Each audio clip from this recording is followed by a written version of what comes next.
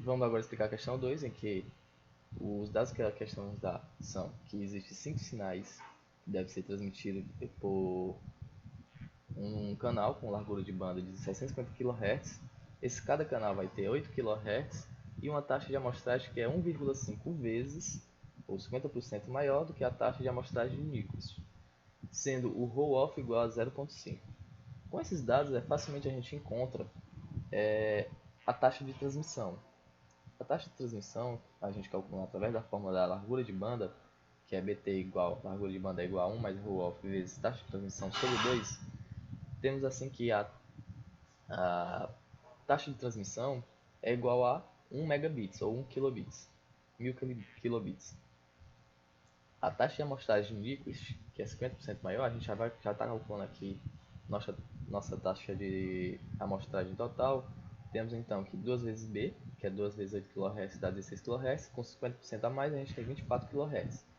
Multiplicando vezes 5, que é o número de canais que a gente tem, temos um total de amostragens de 120 mil.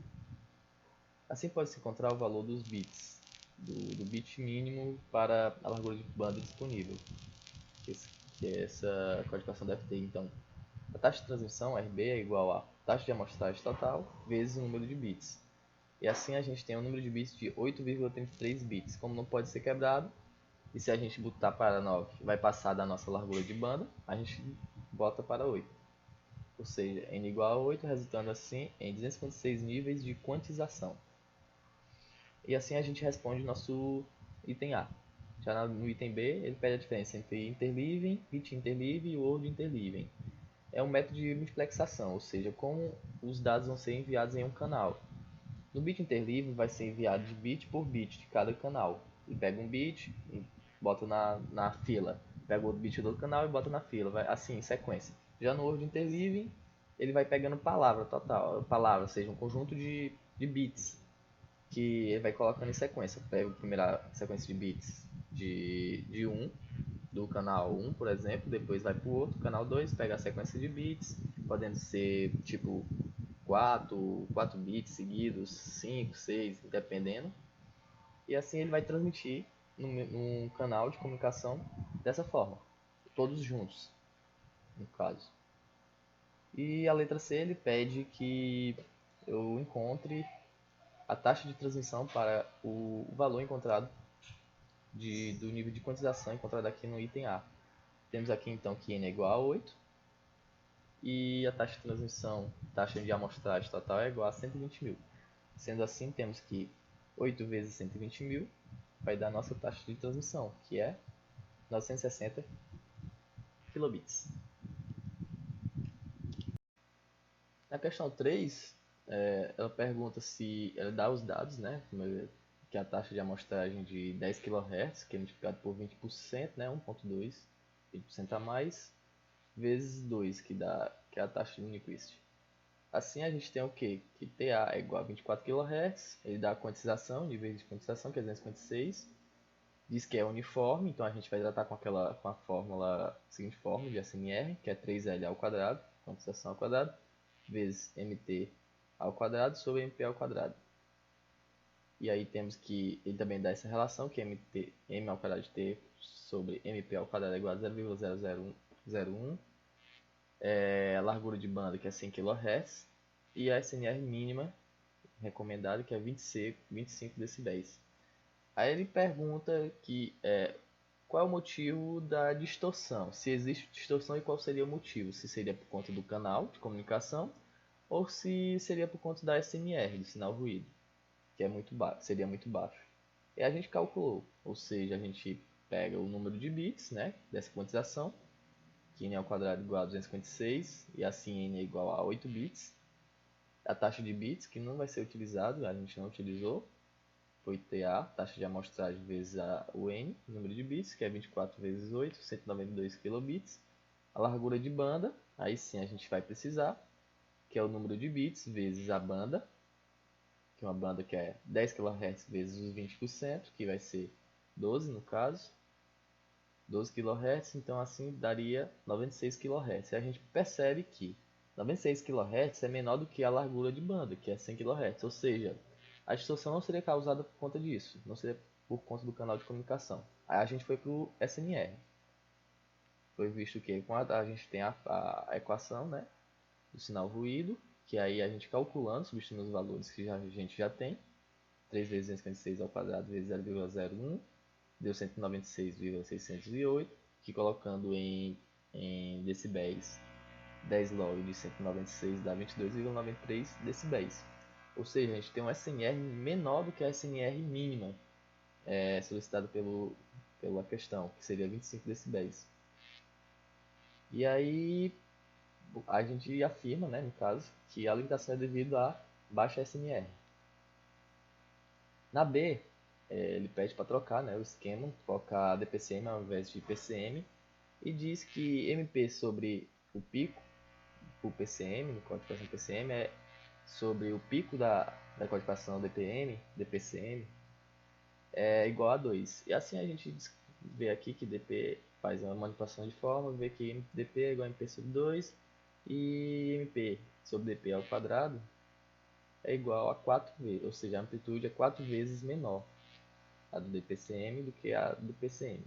E assim a gente substitui o valor de DP na equação do CMR, temos o que? Que o MP normalmente, que a gente teria, vai ser MP sobre 2 ao quadrado, e assim vai ficar MP ao quadrado sobre 4 aqui embaixo, a gente faz a manipulação aqui matemática e vai ficar 12L ao quadrado sobre M ao quadrado de T sobre MP ao quadrado. E assim a gente tem que a SNR é igual a 12L ao quadrado vezes M ao quadrado de T sobre MP ao quadrado, que vai ser igual, puxando os valores, é igual a 786,452. Calculando decibéis, dá 10 log de 786,452, que dá 28,95 decibéis. E assim a gente vê que atende o requisito mínimo de 25 decibéis, já que é maior, e que teve um aumento de 6 decibéis, ou seja, 4 vezes em relação ao anterior. Vamos agora falar sobre a modulação delta, que é da questão 4, em que basicamente é um caso particular da modulação DPCM, que difere apenas por conta da taxa de amostragem, que é 4 vezes maior que a de Nyquist, e que também possui uma codificação de apenas um bit, ou seja, possui apenas 2 níveis de quantização, que vai ser explicado mais à frente, que vai ser uma amplitude constante E e uma amplitude constante menos E.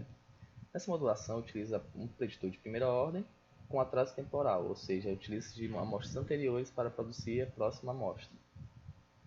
E aqui a gente tem a nossa expressão matemática, não vou explicar para não tomar muito tempo, em que a gente, com essas expressões matemáticas fazendo substituições de amostras anteriores com a amostra atual, a gente obtém que esse tipo de modulador ele é um acumulador, ou seja, acumula as amostras dependendo da anterior, que depende da anterior, produzindo assim um sinal de saída MQ de T aqui, que a gente vai explicar já já. Ou DQK, que é vários impulsos produzidos. E assim, a gente tem aqui nosso modulador, nosso diagrama, vou explicar rapidamente, em que um sinal que a gente quer modular, ele é comparado não, ele é somado com um sinal que é produzido, que é o sinal modulado, e esse erro ele retorna através de um comparador um impulso em que vai ser de E ou menos E, vai ter esse tipo de amplitude. E essa amplitude ela produz um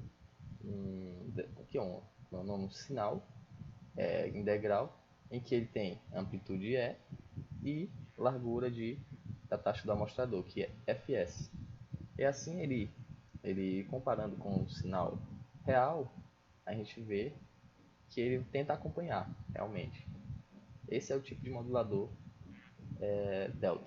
Na demodulação, aqui a gente tem os impulsos, né, DQK, que é produzido aqui na nossa saída do nosso modulador, faz com que a gente produza a nossa curva aqui, ó, que acompanha o sinal, e suavizando a curva através de um FPB, a gente recupera o sinal que foi enviado.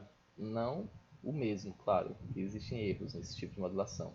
E esses erros, tem dois erros, que é um erro de limiar de codificação, que é o quê? Que eu tenho um erro inerente por conta que esse degrau ele tem uma variação de E, ou seja, e quando eu tenho uma pequena variação do nosso sinal MT, eu ainda vou ter um erro ali, que é de E, ou menor que E, claro, pode ser bem menor. E o outro erro é de, meu nome, é o sobrecarga de inclinação, ou seja, quando o sinal MT ele tem altas variações, aqui por exemplo, que ele decai muito rápido, o sinal ele não consegue acompanhar por conta do tanto da amplitude aqui do E, como também da frequência do fs. Aqui, aí ele não consegue acompanhar e assim causam erros que não são desejados no sistema, fazem com que a curva recuperada seja um pouco diferente, um pouco ou muito diferente da curva real. E assim, para evitar isso, a gente define que a derivada do sinal MT ele deve ser menor que a área do degrau, que é E vezes o Fs. Basicamente isso.